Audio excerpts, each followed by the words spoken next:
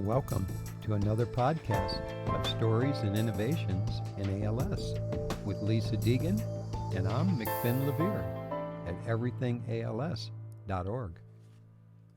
Welcome everyone to Stories and Innovation in ALS, episode number 2, ALS and the Wild, Wild West of Medicine. My name is Lisa Deegan, and I am joined today by McFinn. We are storytellers, and we have both been affected by ALS. So our mission is to bring the stories of those also affected by ALS and to share their journey. And we also want to share the efforts of those who are investigating and innovating to help find a cure for this devastating disease and other rare diseases. We are part of an organization called EverythingALS.org, whose mission is to leverage technology with the goal of a quicker diagnosis and a more accurate prognosis of ALS. Our whole team has been affected by ALS, so we're on a mission to help others on their journey of ALS and to see an end to this disease. We are excited today to announce our next guest, Neil Olson, who is also part of the Everything ALS team. Neil lost his father to ALS, so we are really looking forward to hearing about his family's journey throughout this disease, which we're just thankful for him to be here and share it with us and to share it with you. And for those who don't know exactly what ALS is, it's a progressive motor neuron disease that causes the loss of muscle control, such as walking, talking, and eventually breathing. So when you are diagnosed with ALS, eventually you cannot move a muscle or breathe and become a prisoner within your own body. And the majority of people have a full functioning and aware brain. ALS is inherited in only about 5 to 10% of the people who get it. And for the remaining 90%, the cause is not known. And on average, people live 2.5 to 5 years with ALS. So with that, I'm going to hand it back over to McFinn, and he's going to help dive in and start asking some questions. So take it away. All right. A fine day to you folks. Welcome to our podcast.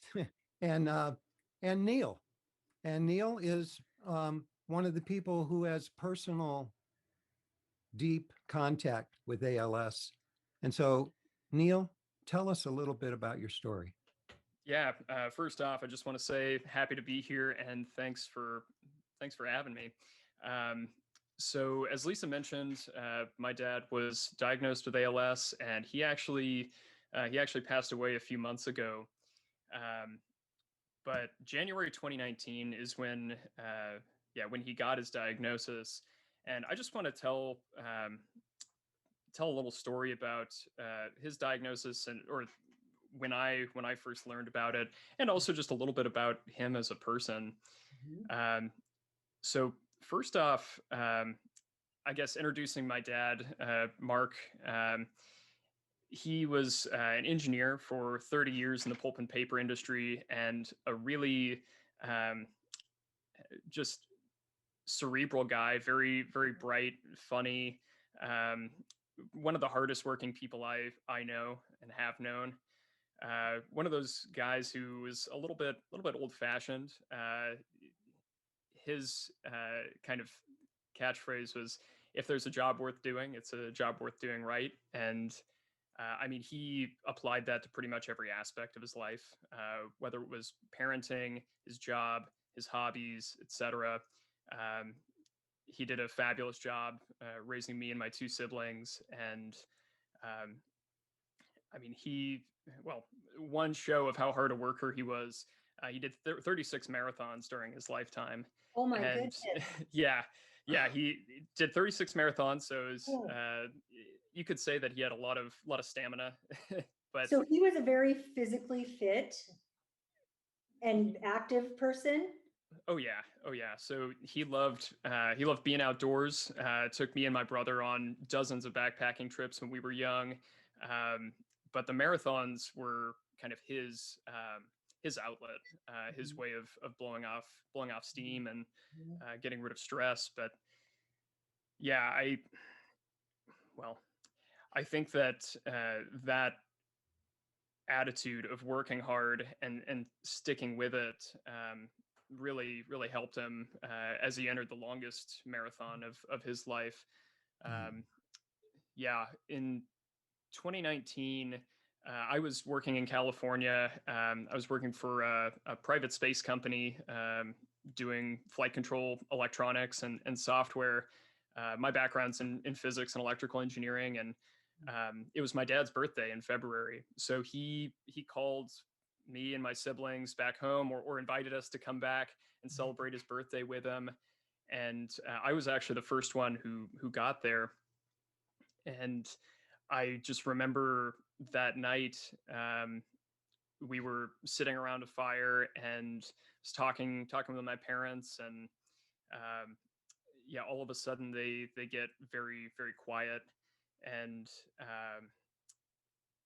it was a strange moment, and I saw my dad's lower lip just like droop down a little bit in kind of an unnatural way. He had been having some strange symptoms over the last 6 months, which had been kind of confusing. He had been slurring his speech, and he had quadruple bypass heart surgery. So we thought at the time that it might have been some complication or some symptom from the heart surgery.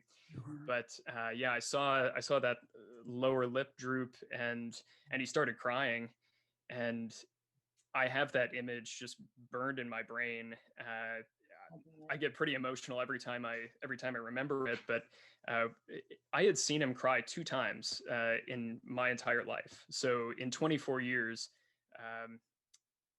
And How old was he? Yeah, he was 61, or he's turning 61, and so young. Yeah, very young. And I mean, I just knew in that moment that something was very wrong. And yeah, as soon as well, I knew something was very wrong. And I mean, I kind of picked up pretty quickly that it was something more than the heart disease. But yeah, my parents went on to tell me. Did he know this? Did he know it, or were you picking up? Yeah, so he had actually gotten his diagnosis 2 weeks before, and the whole premise of me and my brother and sister coming back for his birthday, it was partially to celebrate his birthday, but also they wanted to break the news. Oh. And yeah, they told me that he had an ALS diagnosis, and they had known for 2 weeks, and they had just been crying for pretty much the last 2 weeks and trying to deal with that news. But I thought I was going to puke. I got very sick to my stomach and just had to lay down. And what did it mean surreal. What did it mean to you, though, hearing that? Because I experienced that when I heard my brother had it. So I can relate to the situation you were in. So I want to understand what went, because I could tell you what I thought, but this is your story. What was going through your head? I mean, things had been so hopeful after his heart surgery. Like he didn't have a heart attack, but he had quad bypass heart surgery, and we thought he was on the road to recovery. He had been doing really well with his cardiac rehab, and essentially it was like a new lease on life. And just in that moment, it's like my family's lives, every single one of us, like just took a left turn. And just thinking about like my mom especially, it's like for her this meant potentially losing her husband and life partner. They had been married over 25 years, and it was just life was going to change for all of us. So yeah, that moment was very intense, very raw. And I struggled with that. Well, I struggled with it for the next 2 years, but especially in like the following several weeks, I was just like, how do I start to cope with this? And I was staying for the weekend, and I went back to California, and trying to go back to work was excruciatingly difficult. I mean, I would go to work during the day, and it was very like demanding technical work, and I found that I just couldn't focus. I couldn't think about anything else, and I started reading everything I could find about ALS, um, and just starting to ask the question, like, if this is since this is going to be such a big part of my family's lives in the foreseeable future, like, how do I personally handle it? And something that people kept telling me, especially in those first few weeks, as more and more people started to learn, because at first my parents just kept it to themselves, and then they started telling, like, my mom's brother, my grandparents, other extended family members, and everybody just kept on saying, well, we've got to do what we can, we've got to try to support them. And I asked myself, it's like, okay, well, do as much as you can, like, what does that mean for me? And I realized that it was potentially a lot more than most others were willing to offer. Um, as I started reading more about ALS, I kind of realized that there was nothing that the doctors were going to give him. There You're on your were own. experimental treatments, but yeah, nothing that any clinician would recommend. But um, there were opportunities kind of going off the beaten path and looking into alternative medicine, which um, I'll say my experience with alternative medicine, that can mean a couple different things. It could mean medicine that is simply new and cutting edge, or it could mean people are quacks who are trying to defraud you and sell you some scammy Taking advantage of therapeutic. people who are desperate. Right. But ultimately, so I decided to quit work, or stop working. And this, so at first I just went ahead and took paid family leave, went home for 3 months. And so I didn't quit right off the bat, but that was going to happen later, or a full severance. But when I got home, um, talking with my dad, um, we had some pretty frank conversations about, what do you want to do about this? Do you want to just kind of try to live your life best you can, try to have as much fun as you can, and accept that it's happening? Or do you want to try to work the problem? Do you want to try to do active treatment? And he was like, I want to try to live, and I want to try to beat this thing off. And I mean, going back to the quote I said earlier, like, if a job is worth doing, it's worth doing right. And he really He believed wanted to that. fight. He wanted to fight from the beginning. Yeah, he wanted to fight, and I told him, like, I'm going to be in this thing as long as you're willing to keep going, and we're going to be a team. Aw. So Son. Did your other siblings help, or just was it you pretty much who was involved? the entire so as this thing evolved, the entire family put in a tremendous amount of effort. My mother especially was just a champion. I mean, that that woman has so much stamina. I mean, she matched his stamina. He was going through the physical turmoil, but I mean, just both psychologically and also in terms of, I guess, administration support, tending to his every need. I mean, she was there the entire time and very present. I know a lot of families, they get this news and people kind of throw up their hands and say, like, well, that's sorry, that's happening to you, but we're not gonna take an active role. And no, I'm super lucky, and collectively we are super lucky to be a pretty tight knit family. So anyways, after some of those conversations about active treatment, it's like, okay, well, what do we want to do to start? And my dad had found the Deanna protocol, which some people listening may have heard of. And one thing about that people have had really hit and miss results with the Deanna protocol, and there is some theoretical underpinnings for some of the stuff that's recommended, some not so much, but ultimately, I just think the mindset was right. Vince Tadone, who developed it, I mean, he wanted to try doing something for his daughter that nobody else was going to do for her. He wanted to try to take matters into his own hands, and I mean, I frankly that was inspirational to me. It was like maybe we won't be successful, and there's probably and from the outset, I mean, we had an idea that there was probably a very like slim chance of success, but we still wanted to try, and that was the only way that I could deal with this emotionally and psychologically, by going and working the problem. Yeah, but it made you feel not so helpless, right? You took Yeah. charge of one aspect that you felt you could contribute to helping. Because when your father had ALS, that meant your whole family had ALS.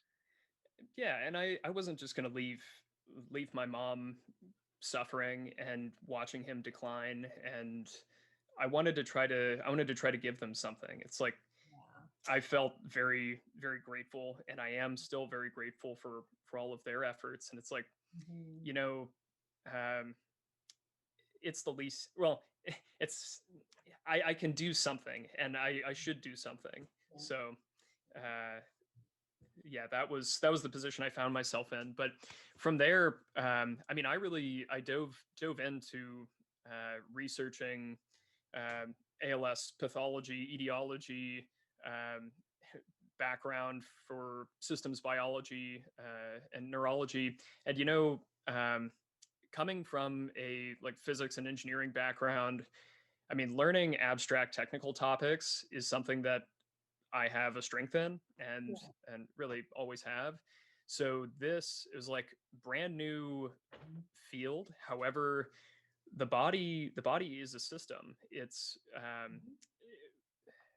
a very complex one, but you can apply engineering principles to the body, and thinking about the body as a chemical machine that you're trying to fix or do a tune up to. I mean, that that I think is the right way to think about it. So yeah, I dove in, started reading all the information I could get my hands on, and really got into the online community. Started talking with other patients and other caretakers who were trying to pursue active treatment. Mhm. Just a little plug for the ALS TDI forum. I got so much out of that forum and some of the Cool. amazing people on there. Um, there there has been a community of patients who have been trying to actively treat themselves Mhm. ever since 2006, Yeah. and or pretty much ever since the forum started. And people have done their own research on drugs, supplements, procedures, etc., that they want to try, comparing notes, essentially running small trials where a group of people get together and collectively try something. Wow. And some of these people were really, really just amazingly bright, Mhm. and coming from a diverse set of backgrounds. So there were some people who were physicians, but also engineers, scientists, mathematicians, people that are like, intellectually, I'm ready to take this on, and I'm going to try to save myself. So here we go. And yeah, I hugely appreciated the support and all the research and the hard work of those people, because I mean, it's one thing for me to go start learning about the biology, which I mean, ALS is wickedly complex. Since I was working for a rocket company, jokingly, my family would call me a rocket scientist, which wasn't exactly correct. But anyways, this was harder than rocket science. Like Yeah. really, Well, the mystery has not been solved. So of yeah, course, it's incredibly complex. yeah. Well, the physics of rockets, funnily enough, is simpler than the physics of the human body. And I mean, the human body is kind of like this new frontier.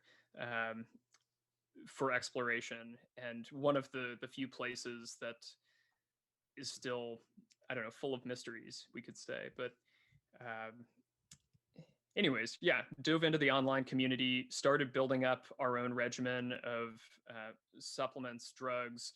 Um, my dad went on a special diet, was doing an exercise regimen, PT, um, all of all of that stuff.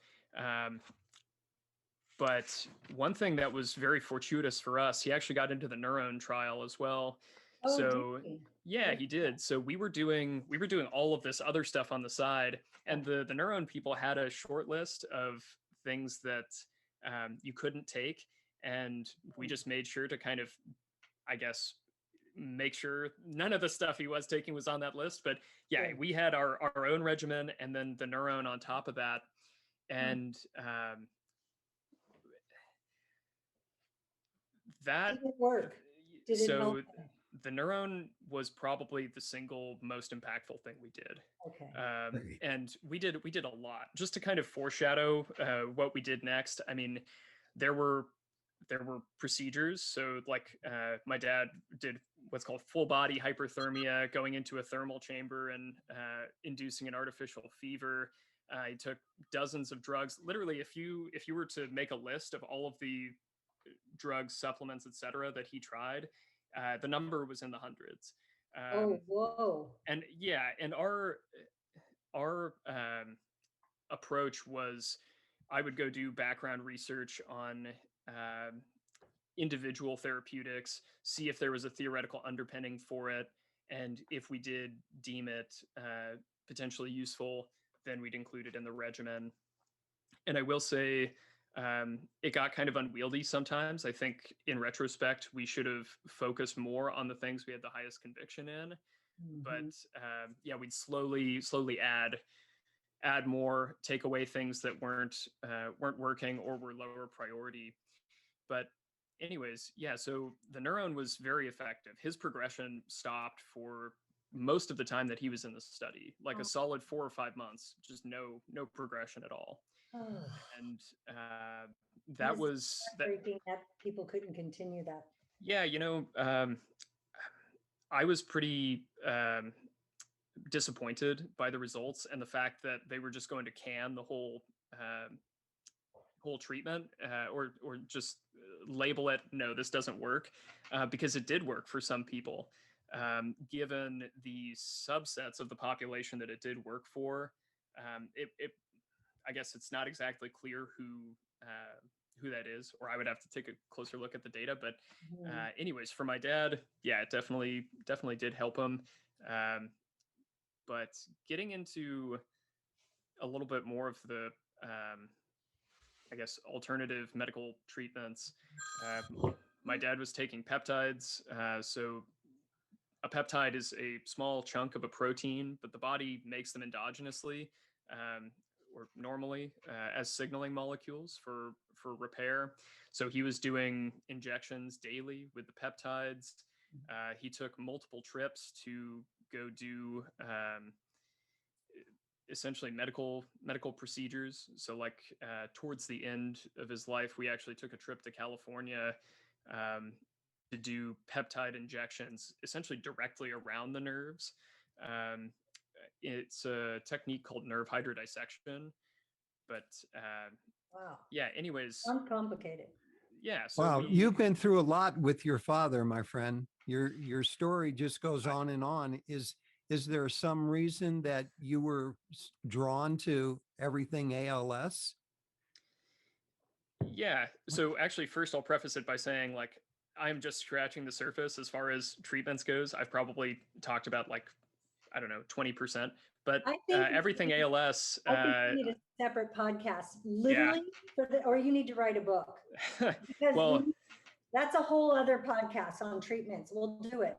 yeah. Well, the I jokingly would call our journey like one into the wild west of medicine, because things got really weird. I mean, we had people trying to scam us pretty obviously, and then a lot of things that were novel and let's just say counterintuitive, but were potentially effective. So there was a lot of hard decision making. But yeah, I found Everything ALS actually through the patient network. I met a lot of people while I was doing the research, and friends that we made along the way. So one of my good friends, a guy named Tom Radcliffe, who's also an ALS patient, he introduced me to Indu Navar, the head of Everything ALS, and I actually had a long call with her brother Murgesh, and we hit it off like that.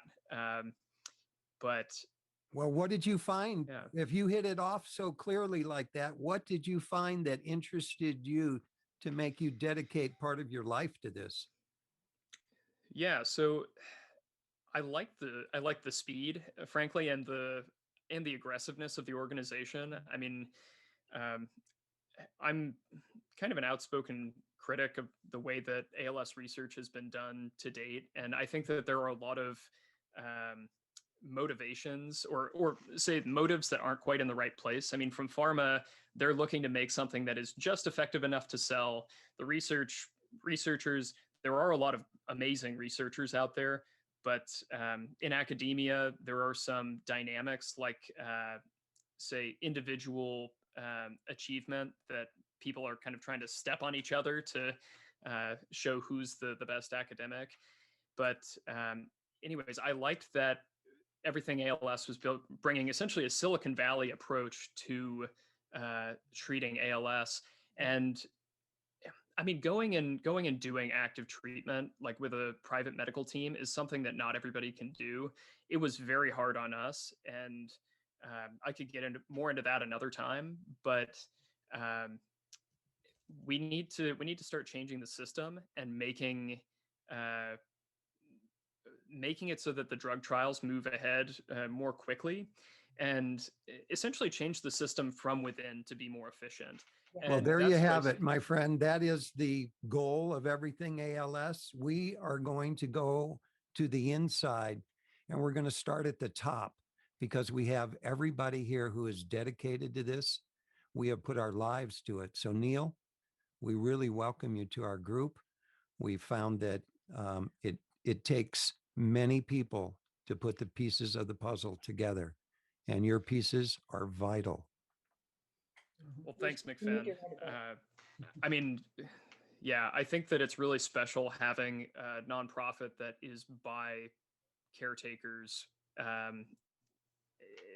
I mean, by caretakers and for the patient population, because it's like those people are going to be the best advocates at the end of the day, and have a strong understanding of what is valuable to the community, and some of the systems that, or some of the problems that exist with the current system. So we're lucky to have you.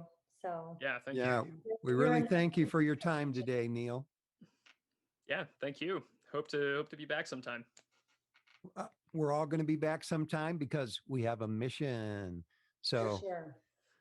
thank you, everybody, for listening to our podcast today.